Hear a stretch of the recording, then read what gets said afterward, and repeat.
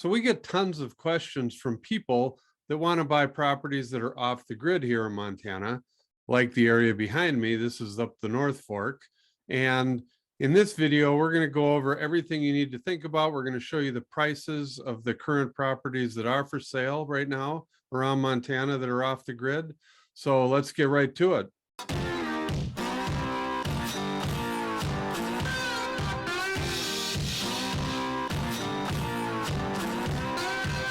So let's get right into it and check out everything that's available in Western Montana right now that is off the grid. And the first 6 listings actually have homes on them. The rest of them, as you can see, there's 128 listings right now. The vast majority are land listings. Only 6 right now are homes that are off the grid. And there may be more if I did a more in-depth search, but this is what came up with the way I did it. And I just wanted to give you an idea of some of the prices, some of the things you need to look out for. As you can see, the first listing is at $175,000. That's in Drummond. That one is on, 20 acres. It's a mobile home. And then it goes up to $3.2 million. This is up the North Fork Road, up towards the Canadian border. Beautiful area. I did a video on the North Fork. You can check it out if you'd like. But anyway, we're talking about off-grid properties. Back to the North Fork, the video I did on the off-grid log home was also located in this same neighborhood. And in that video, I discussed that basically 12 miles north of Columbia Falls, all the way to the Canadian border, which is another 40 or 50 miles, is off-grid. So everything up there is off the grid. So if you're looking at cabins in that area, just know that there is no power. You'd have to pull it 30 miles, which could get a little spendy. So anyway, keep that in mind. One of the things you do need to look at if you are looking at off the grid property is, maybe down the road you do want power someday. So you should always take that into consideration and make sure you know where the power is or where any of the utilities are, because you could get out to a spot out here in the middle of the mountains where there's no chance that you're ever going to have that, and that's something that a lot of people want, which is great, but just keep that in mind. As we look through a couple of these, you'll see deals that come up with each one. They're all a little different. This guy is 8-inch thick concrete. The solar panels is another thing you need to check into, what types of solar panels they have. This guy's got Starlink, so that's a good thing. You can be off the grid, but yet have internet. Who would have thought? Then there's this place over in Boulder. This one can sleep 10, it says. Let's see, power to property. It's got a generator backup. That's another thing you need to look into. Most people with these off-the-grid properties will have propane tanks out there, and you can get deliveries with that.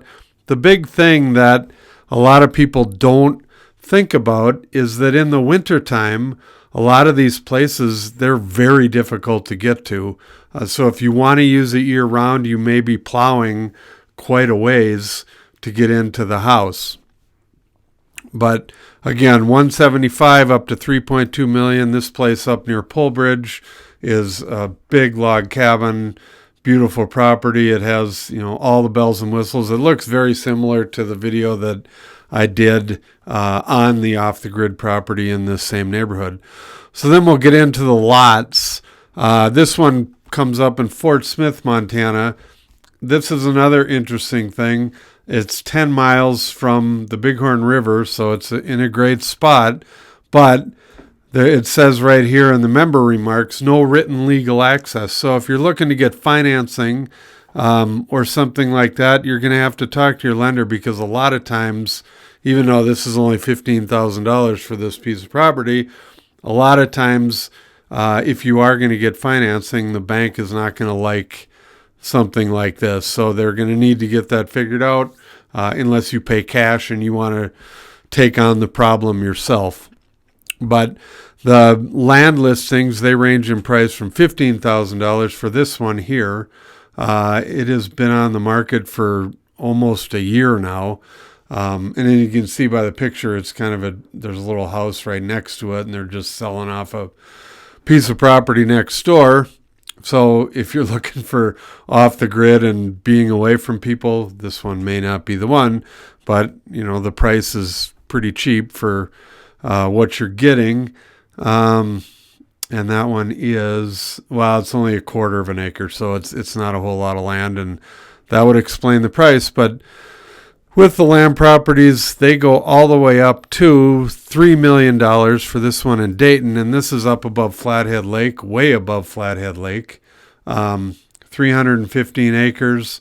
Again, it's, off the grid, so you're gonna have to put in all the infrastructure yourself on a place like this, and you're gonna have to do that on all these places when you're just buying bare property. So if you are looking for off the grid, please give me a call and discuss these things before you just decide to lay down a bunch of money on something.